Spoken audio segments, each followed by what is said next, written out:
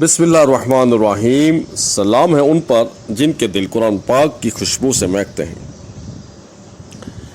دنیا کے مختلف معاشروں میں اور مختلف طبقات میں نیکی کے مختلف تصورات پائے جاتے ہیں جو کہ ان کے مخصوص آبائی نظریات سے یا تو متعلق ہوتے ہیں یا ان کے اپنے ہی ذہن کی کوئی اختراع کیے ہوئے ہوتے ہیں۔ البتہ کچھ نیکی کے تصورات ایسے ہیں دنیا بھر میں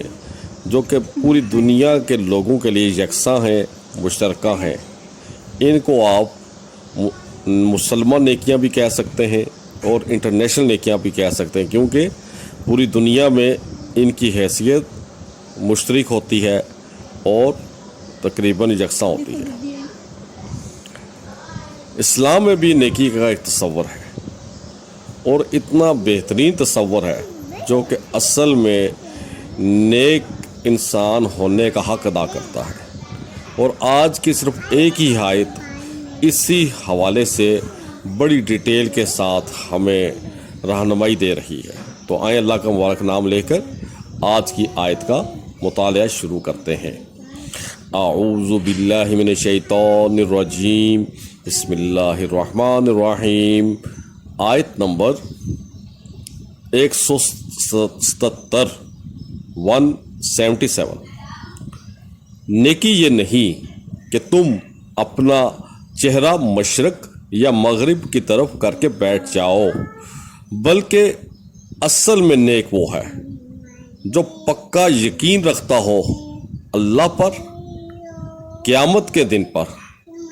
اور فرشتوں پر اور اللہ کی کتابوں پر اور اللہ کے رسولوں پر، اور جو اللہ کی محبت میں اپنا مال خرچ کرتا ہو، اور جو مال اس بات پر بھی خرچ کرے کہ مسکینوں، یتیموں، مسافروں اور وہ لوگ جو قرض میں ڈوبے ہوئے ہیں اور غلام، اس سے ان کو چھڑایا جا سکے، اور جو نماز پابندی کے ساتھ پڑھتا ہو اور زکوٰۃ ادا کرتا ہو، اور جب وہ وعدہ کر لیتا ہو تو اس کو ہر صورت میں پورا کرتا ہو، اور جو تنگ دستی میں یا مالی کسی پریشانی میں اور حق اور باطل کی جنگ میں صرف صبر ہی کو اپناتا ہو، تو یہی سچے لوگ ہیں اور یہی اصل میں نیک ہے۔ صدق اللہ العظیم۔ اس آیت کو اصطلاحاً آیت بر یا نیکی والی آیت بھی کہا جاتا ہے، کیونکہ اس میں نیکی کے تمام تر تفصیلات بڑے احسن طریقے سے بیان کی گئی ہیں۔ افسوس ہے کہ آج کے دور میں مسلمانوں کے ہاں بھی نیکی کے ان تمام تر ہدایت کے باوجود بھی بہت مختلف قسم کے نظریات ہم دیکھنے کو مل رہے ہیں۔ کچھ لوگ تو سماجی بہبود کے کاموں میں اتنے اپنے آپ کو انہوں نے محو کر دیا ہے کہ وہ اس کی وجہ سے یا سماجی کاموں کی آڑ لے کر عبادات میں بہت سست ثابت ہوتے ہیں۔ کچھ لوگ اگر عبادات میں بہت آگے ہیں، فرائض کی ادائیگی کرتے ہیں، لیکن سماجی کاموں میں بہت وہ سست ثابت ہوتے ہیں، کہیں کسی کی ضرورت مند ہے اس کی ضرورت پر پوری کرنے سے وہ رہ جاتے ہیں۔ تو اور کچھ لوگ یہ سمجھتے ہیں کہ ہم رہبانیت کو اگر اپنا لیں گے، یعنی کہ دنیا کو چھوڑ دیں گے اور کسی جنگل میں یا کسی خانقاہ میں چپ کر کے بیٹھ جائیں گے اور ہر وقت ذکر میں، مراقبے میں مشغول رہیں گے، تو پھر ہم جو نیک بن جائیں گے۔ اصل میں یہ وہ تمام تصورات ہیں جو قرآن پاک کی تعلیمات کی روشنی سے مطابقت کرتے نظر نہیں آتے، اور نہ ہی حضور صلی اللہ علیہ وسلم کی تعلیمات اور صحابہ کرام رضوان اللہ اجمعین کے طریقے سے ہمیں ذرا بھی ان کے اندر مطابقت محسوس ہوتی ہوگی۔ اسلام جو تصور پیش کر رہا ہے قرآن کی صورت میں وہ مذکورہ بالا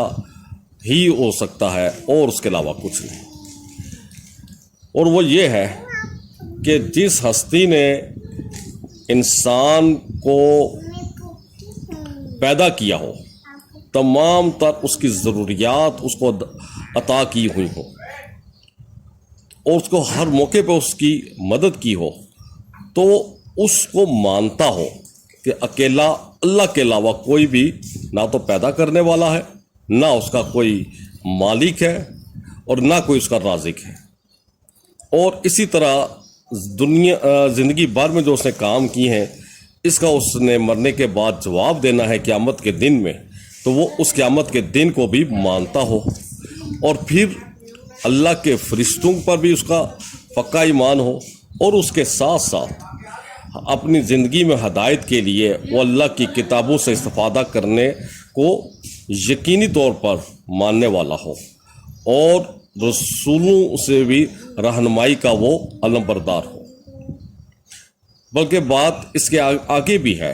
کہ اللہ تعالیٰ نے اگر اس کو مال سے نوازا ہے تو مال کا وہ حصہ جو اس کو سب سے زیادہ محبوب ہو، وہ اس محبوب شے کو اللہ کی راہ میں بڑی خوشی کے ساتھ خرچ کرنے کی جو ہے وہ جذبہ رکھتا ہو، اور اس کے ساتھ ساتھ یہ بھی اس کے لیے ضروری ہے کہ وہ اللہ کے حکم پر نماز فرض کی حد تک تو لازمی ہی پڑھتا ہو، اور زکوٰۃ بھی دے، رمضان کے روزوں کا چھوڑنے کا تصور بھی نہ ہو ماسوائے بیماری یا کسی سفر کے، اور استطاعت ہوتی ہے تو حج کرنے کو بھی لازمی قرار دیتا ہو۔ پھر بات مزید ہی آگے چلتی ہے نیک انسان کے لانے کے لیے، اور وہ یہ ہے کہ انسان اپنے قول کا یعنی زبان کا وہ پکا ہو، سچا ہو، کہ جب اس نے اپنی زبان سے وعدہ کر لیا ہو تو پھر اس کے بعد اس سے پھرنے کا سوال ہی نہ پیدا ہو، خواہ اس کو اس کے لیے کوئی نقصان ہی کو نہ اٹھانا پڑتا ہو، وہ نقصان اٹھا لے لیکن اپنی زبان سے مت پھرے۔ اور اس کے بعد جو آخری چیز ہے کہ وہ سچائی پر بھی قائم رہتا ہو، اور خواہ اس کو مالی پریشانی ہو جائے، کوئی خاندانی مسئلہ کھڑا ہو گیا ہو، یا اس کو دین حق کی دعوت کے سلسلے میں کوئی اپنی جو سرگرمیاں جو وہ کر رہا ہے اور اس کی وجہ سے اپنے اور غیر سارے اس کے دشمن بن چکے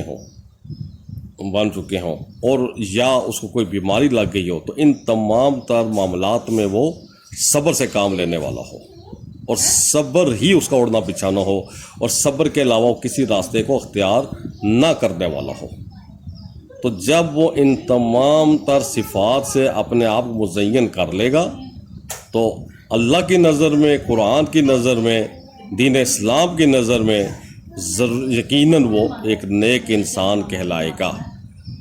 اور یہی حضور صلی اللہ علیہ وسلم کی اصل میں سنت ہے۔ اللہ تعالی ہمیں حقیقی معنوں میں پوری روح کے ساتھ نیکی کے اس تصور کو اپنانے کی پوری زندگی کے لیے توفیق عطا فرمائے بغیر ریاکاری کے۔ انہی الفاظ پر ہم آج کے اس پروگرام کا اختتام کرتے ہیں اور آپ سے اجازت چاہتے ہیں۔ والسلام علیکم ورحمۃ اللہ وبرکاتہ۔